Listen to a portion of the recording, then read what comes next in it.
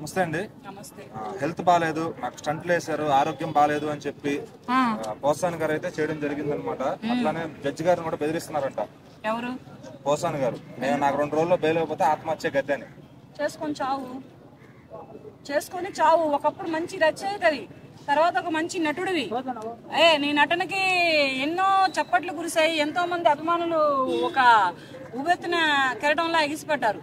ఇక రచయితగా అంటే ఇక చెప్పలేం గానీ, ప్రస్తుతానికి ఒక నటుడు అయి ఉండి, ఒక ఇదై ఉండి, మరి ఒక ప్రముఖ రాజకీయవేత్త అయినటువంటి మాజీ ముఖ్యమంత్రి వర్యులైనటువంటి చంద్రబాబు నాయుడు గారిని ఎలా తిట్టావు, ఆయన సతీమణిని ఎలా తిట్టావు, తర్వాత మరి పవన్ కళ్యాణ్ గారిని ఎలా తిట్టావు, ఆయన సతీమణిని ఎలా తిట్టావు, లోకేష్ గారిని ఎలా తిట్టాడు, లోకేష్ గారి సతీమణిని ఎలా తిట్టాడు అంటే అప్పుడు లేవా? అప్పుడు ఆ బైపాస్ సర్జరీలు జరగలేదు అతనికి? అప్పుడు ఒంట్లో రోగాలు లేవా? ఇప్పుడు వీళ్ళని తిట్టినందుకు గాను, ఇప్పుడు వీళ్ళు లోపల వేపించినందుకు కానీ ఈయనకు రోగాలు వచ్చినాయా? బెదిరింపులు చర్యలు జడ్జీల దగ్గర చేస్తే జడ్జీలు కనపడకుండా ఊరేసేస్తారు. ఆత్మహత్య చేసుకుంటాడో లేకపోతే దేంట్లో పడి దూకి చచ్చిపోతాడో, చచ్చిపోమని చెప్పు. సినిమా పరంగానే అది, సినిమా పరంగా సిల్వర్ స్క్రీన్ మీదనే అటువంటి బెదిరింపులు, అటువంటి అదిరింపులు అన్నీ వస్తాయి. కానీ చచ్చిపోయినా, ఇప్పుడు ఆయన చచ్చిపోయినా ఇక్కడ వచ్చే నష్టమేమి లేదు. చాలా వరకు అనుభవించేసాడు జీవితం. అనుభవించినోడు అనుభవించినట్లు ఉండాలి. ఇంకా కావాలంటే కుటుంబం అన్యాయం అయిపోతుందని చెప్తున్నాడు. అప్పుడు మాట్లాడినప్పుడు గుర్తుకు రాలేదా ఈ కుటుంబం? ఆయన కుటుంబం ఆయనకి నోరు పారేసుకున్నప్పుడు, ఈ రాజకీయ ప్రముఖుల మీద నోటుకొచ్చినప్పుడు మాట్లాడినప్పుడు ఈ కుటుంబం గుర్తుకు రాలేదంటనా?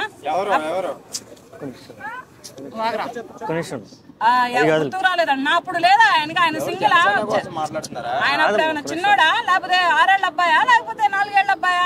ఎవరికి ఎంత చిన్న వయసు అబ్బాయికైనా, ఎంత పెద్ద వయసు వాళ్ళకైనా సరే ఒక కుటుంబం ఉంటుంది. తల్లిదండ్రులు ఉంటారు, భార్య పిల్లలు ఉంటారు, అన్నదమ్ములు ఉంటారు, అందరూ ఉంటారు.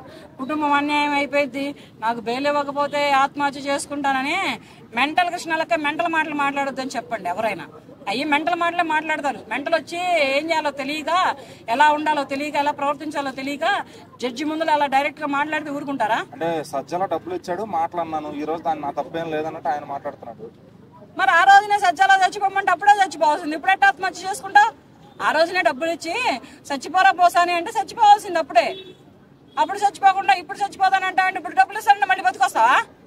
సరే డబ్బులు అంటే ఏమండి పవన్ కళ్యాణ్ గారు, చంద్రబాబు నాయుడు గారు, అయ్యా లోకేష్ గారు, డబ్బులు అంటే ఇవ్వండి బతికిపోతాడంట. వాళ్ళు ఎవరో డబ్బులు ఇచ్చి తిట్టమంటే తిట్టాడంట, అలాగే ఇప్పుడు డబ్బులు ఇస్తే బతికిపోతాడంట. మరి ఏం చేస్తారో చెయ్యండి. చేస్తే ప్రజలు కూడా చూడటానికి వెయిటింగ్ లో ఉన్నారు. మరి ఆ రోజున వీళ్ళు పెట్టిన టార్చర్కి, వీళ్ళు పెట్టినటువంటి మానసిక వేదనకి, వీళ్ళు చేయించిన అరెస్టులకి మరి కోటల శివప్రసాద్ గారు ఎలా చచ్చిపోయారు? కోటల శివప్రసాద్ గారు బెదిరించలేదు. నేను చచ్చిపోతాను, నాకు బెయిల్ రాకపోతే, నా కుటుంబం ఉంది, నాకు రోగాలు ఉన్నాయి, నాకు స్టెంట్లు వేశారని బెదిరించలేదు. సైలెంట్ గా వెళ్ళిపోయాడు, సైలెంట్ గా చచ్చిపోయాడు. అది మగతనం అంటే. అతను మగాడంటే, అతను రాజకీయ నాయకుడంటే, అతనికి రాజకీయం తెలుసు. కానీ ఇవన్నీ కావు. కానీ ఇదంతా కాదు. కానీ ఇటువంటి లత్కోరు మాటలు, ఇటువంటి చేతకాని మాటలు ఎక్కడ పడితే అక్కడ మాట్లాడొద్దని మరీ విన్నవించుకుంటున్నాను.